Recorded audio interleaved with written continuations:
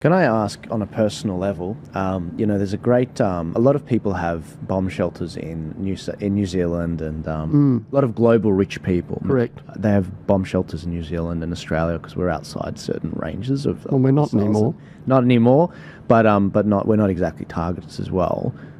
It's funny, when a lot of the wealthiest people of the world, they have this information about, okay, this is the range and this is where we can go and whatever, rather than trying to prevent the nuclear war happening and use their resources towards peace, they more think about self-preservation.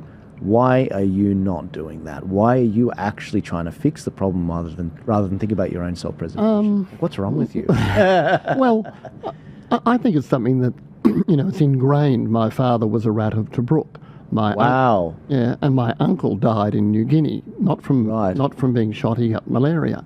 And now these were men of, if you read into the SAS, for instance, it started in, but when you read the quality of all of those individuals, or the people who were around in the 1800s into the mid-1900s, the sacrifice, the effort, the strength of character, that to me is what's ingrained in my background, probably similar with Graham. And these are things that, you don't walk away from it. And you should try and rectify where you see error. And if I've got a person who's making a mistake in one of the business areas, I'll go and explain to them what they're doing wrong. Now, if they continue to do it wrong, they're not listening and they can move on. But I've found nearly everyone with a bit of support, help and education, most people are pretty good and they want to be part of what you're doing. So that would be where I'd come from on that. I didn't know you had relatives that were rats of the Tobruk. Yeah, that's insane. Well, when you hear what they did, and all of them did, and if I can just take 20 seconds of your time, I apologise for interrupting this clip. If you'd like to support Turning Point Australia and what we're doing to help keep the lights on and keep the work going moving forward, please check out our website at tpaust.com.au. We've got a range of merchandise, whether it's the Make Australia Great Again hat, whether it's the other shirts that we have, or the educational maps that we have. Please go and support. If you don't want to buy any merch, that's fine. You can also support us by buying us a coffee and becoming a regular subscriber for as little as $4 a month. I'll let you guys get back to it. Thank you so much. If you really want to be on both sides of the ledger, the Germans and the Australians, it was bloody awful and nuts. Now, I'm not a proponent of war or anything else like it, because it's no good. And it doesn't have to happen. But the problem is, where it's going wrong is that the leaders are bad news.